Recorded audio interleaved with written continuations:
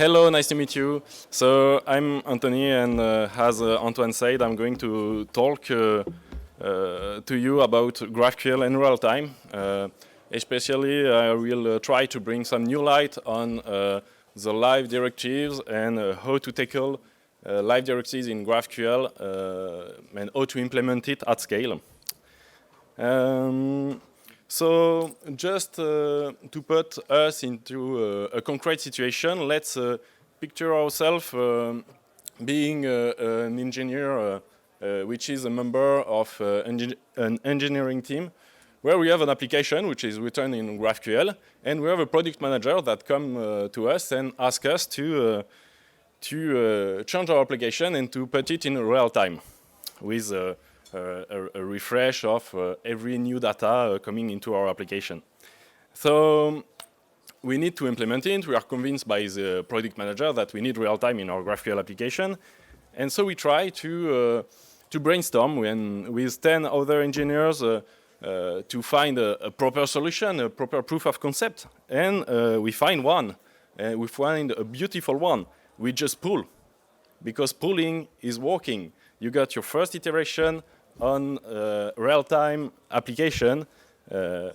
We just refresh the application ourselves every 60 seconds, for example. And it works. We did bring real-time inside our application. Well, we did bring it, and it works if your backend is able to scale a little, because you will do more requests than before. This solution is wonderful because it's really easy to implement. You just need to add a little refresh on your front-end side, but there are some drawbacks of this kind of features. So let's see the drawbacks here. For a GraphQL application, doing pooling is a little a waste of resources, because it means that each 30 seconds, each 60 seconds, you will need to pull again your request, so it will increase the load inside of your backend services. Every tabs will pull. In fact, it will, if it's not properly handled by your client side, it means that you could multiply by a lot the number of requests that you are doing on your GraphQL backend. And also, there is a weird feeling of lags when you are navigating inside the front end.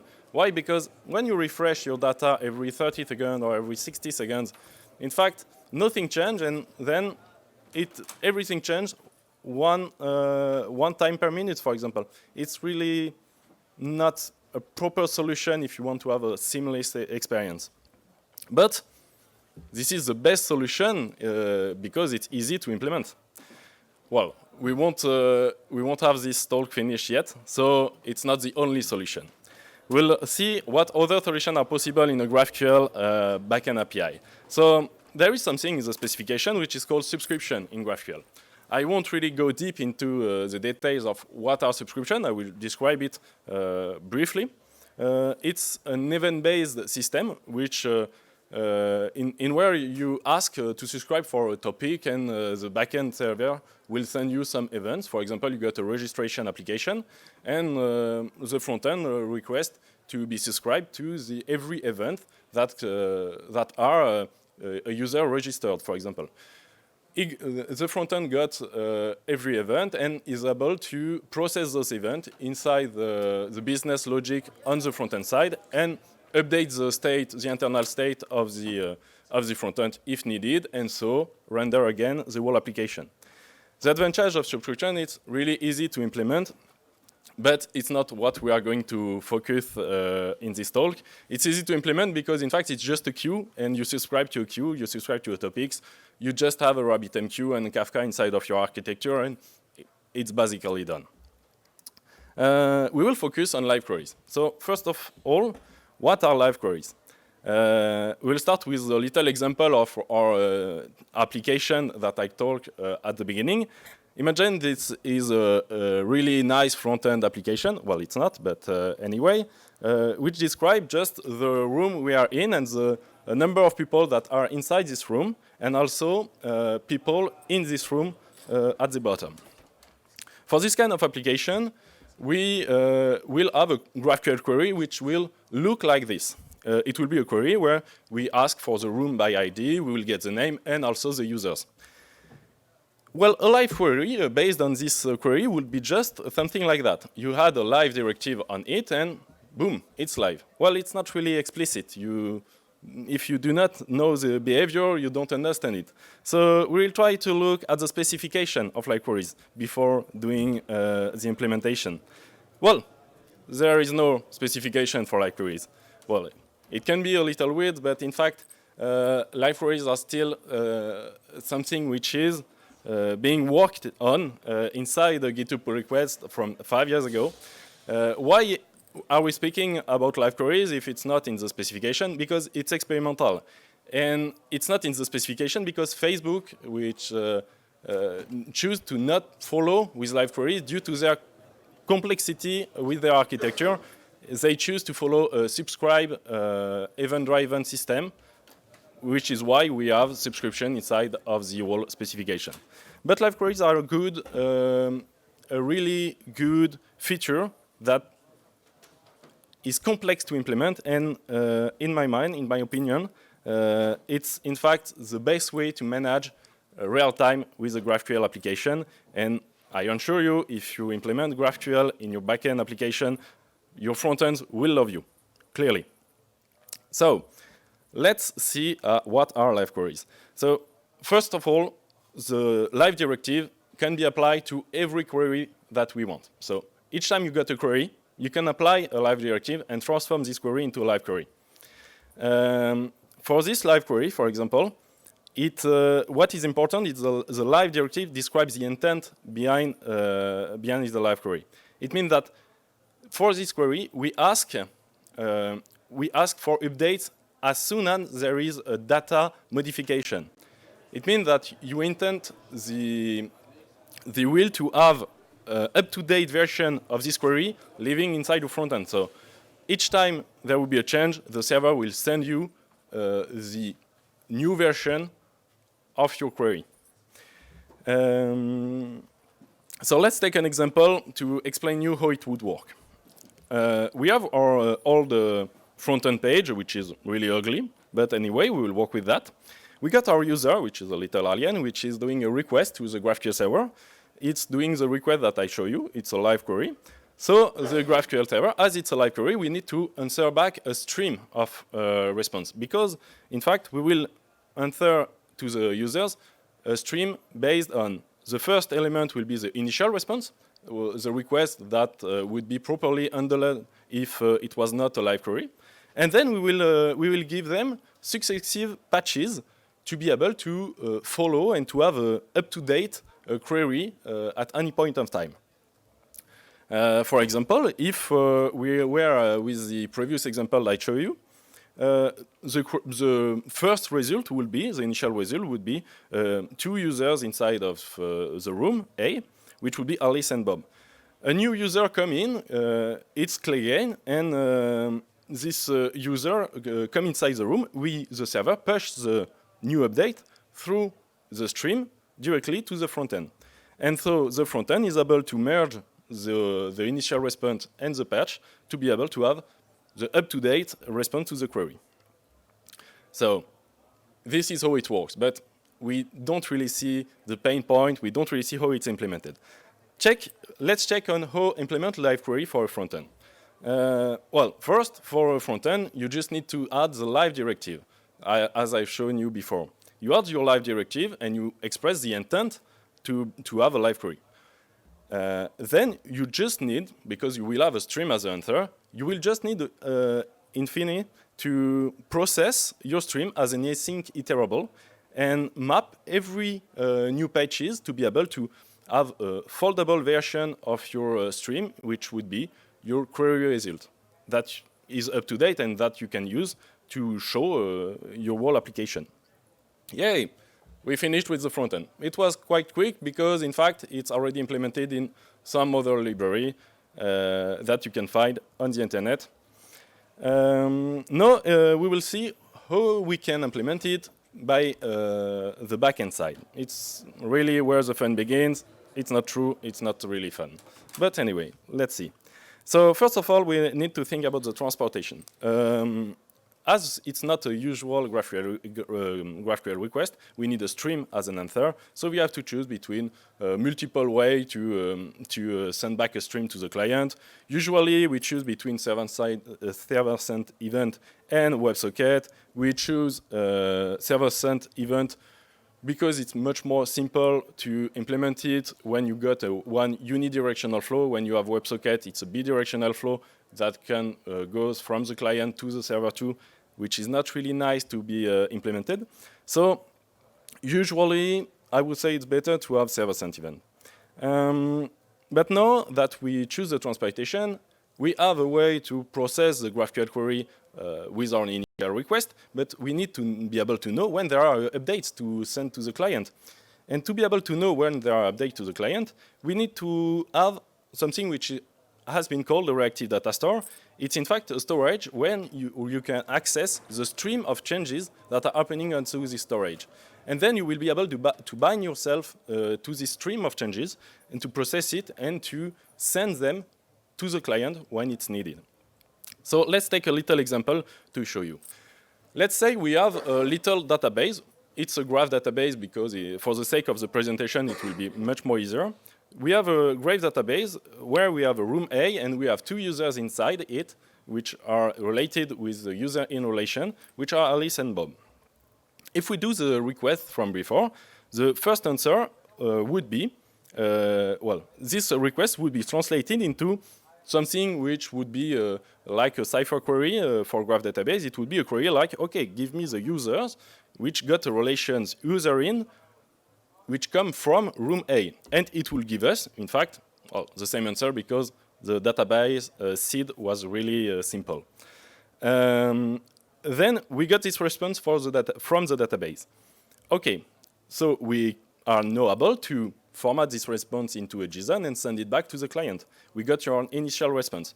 But now we have to be able to follow these entities and to be able to know when there are any updates. And to do that, we need to subscribe from the GraphQL server. We need to subscribe to the stream changes of changes for some events. Let's try to see which event we will need to follow here. In fact, here we need to follow entities like room A, Alice, and Bob. Room A is a room, Alice and Bob are users. We need to follow these entities, and we only need to follow these entities on the selected field. If you selected the name for Alice, it means that every time the name changes, you need to tell it to the users. But if, for example, another thing change, like any other metadata, we don't really care, so we won't need to follow them, and we won't need the event from the database. We will do the same for the relation, because we'll need to follow relation. We need to follow the relation to know when there are new users inside of the room A, for example, and to send back this data back to the GraphQL server, which will be able to send it back to the client. So this is a list of events that we are going to follow. And once we have that, it means that, okay, we got a request that goes through the GraphQL server. We got a persisted connection because we send back the response stream directly to the client. While the stream is happening directly to the client, we query the database to be able to have the initial response. We send it back to the client, and we register for changes from the stream. And so we have like queries. No, that's not true. We only have data, and we do not have a process query. Why is that? Because in fact, if you look a little, here between the stream and the persist connection, what we send is not the GraphQL patch that we await as a client. What we send is events that came from the database. And every time there are events from the database, we need to process them with something which would be a little function. It would be a function where we select this data and transform it into a JSON. In fact, it's like if we had a projection of the data that we would need from the database that we iterate over time by using the good event, and then we select from this projection we create the GraphQL response. And in fact, the GraphQL response, this select functions, it's the GraphQL engine. So if we have that, we are now able to send directly to the client patches and initial response, and we have live query. But this is working for a graph database right now. It was a generic database. We did not really see the whole picture. But what about SQL database? Because usually when we work at production, we work with a PostgreSQL, we work with some SQL other databases, and we can add a way to have a stream of changes by using Debezium or Materialize, for example. And sometimes working with a good SQL database is much more easier. Why? Because in fact, there is a simple use case in SQL database. If every constraint are mapped directly into the database and not on the GraphQL layer, it means that basically what just we need to do is to have a materialized view of the query. We need to create, each time there is a live query that would ask for something from the database, we create a temporary materialized view for this query, and then the materialized view will be able to automatically send back the data. As it's only a mapping that we have in GraphQL, we are able to, after that, send directly the response stream, everything that we need. Well, usually it's not common to have every constraint modelized inside the database, but it's not so bad practice, in fact. But here, my backend just became stateful, because if you look at the backend, here we got a persist connection. But what does that mean? It means that you have before, maybe it was stateless or stateful, we don't care, but right now it's stateful because you need to persist the connection inside your instance of the GraphQL server. And it's not something that you usually enjoy doing for a lot of reasons I won't explain right now. So it would be better if we could just move this little block elsewhere. It's what we are going to do. In fact, if we're able to modularize the GraphQL engine, it means that we can take it out from the server and, well, let it to answer a classic response, but we can also move it out into another tiny server, which would only be in charge of answering the follow-up process of the stream. We would have every change go to this little server, which would manage the persistent connection, which would go then to the GraphQL engine, which would be able to give back the live query directly to the users. And well, wait, we could just pick together the persistent connection behavior and the GraphQL engine. We could just compile it into WebAssembly, and we could have a little function that we can use to delegate each time there is a live query. We can delegate in a new function this live query. And now we are able to use globally replicated edge network that exist anywhere. For example, there are Cloudflare and there are others. We could use even AWS for that to replicate the behavior. And every time that we need a live query, we can instantiate just for the time of this live query, a new WASM which costs almost nothing. It would mean that, for example, a user from Madagascar which asks directly something for EU from Paris, the Paris zone, I don't remember the exact slug. It asks something. We instantiate directly the edge function in Madagascar or anywhere close, and we are now able to have a whole infrastructure which is, in fact, stateless with leveraging edge function, which costs almost nothing, into some edge location to persist the connection and to answer back the live queries directly to the client. And it would mean we have a way to have live queries at scale without impacting our own backend, because we would just need a really good message broker, and that's all, and some edge function. So thank you all. It was quite a complex talk to put into 20 minutes. I was really short on explanation on a lot of things, So if you have any question, you can ask them now or just wait later to ask me anything. We did implement this kind of behavior using GraphBase, and in fact, it's doable at scale to leverage the WebAssembly and the edge function to just be in charge of the live queries.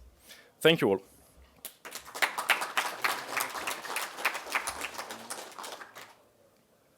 Yeah, tell me.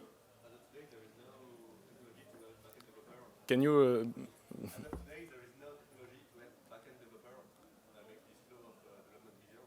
Well, it's what we are trying to do at GraphBase, but there are others. But live queries, in fact, it's live queries. We always heard about GraphQL since 5 years ago, but the implementation is really hard. It's why, for example, Facebook choose to not do it and choose a subscribed event-driven system instead of a data-driven one, because in fact it was really complicated. They had a lot of data to update, a lot of data to just send and to follow. So they choose a much more simpler approach, and as they were the main company bringing this spec stayed a little low.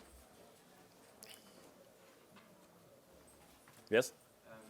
I have questions about the stream component. Yes? Architecture. I'm not sure I understood it quite properly. How would it look like in a real, a real situation? For instance, is it like the PubSub component of GraphQL.js that you are referring to? It would be something similar. It would be, in fact, just a consumer, a quick consumer for inside, for example, a Red Panda stream, where you would just take what you need, and you need to have the filtering inside the stream component to avoid having every event from the database sent back to your instance because you don't need. You just follow it, and you create quick consumer that are really short-lived, because in fact it will only live until the live query is ended, because it would be shut down just after that. And you could leverage Edge PubSub function to do that. And so in the case of GraphBase, yes? It's something that is implemented on the database level, or it's part of the backend?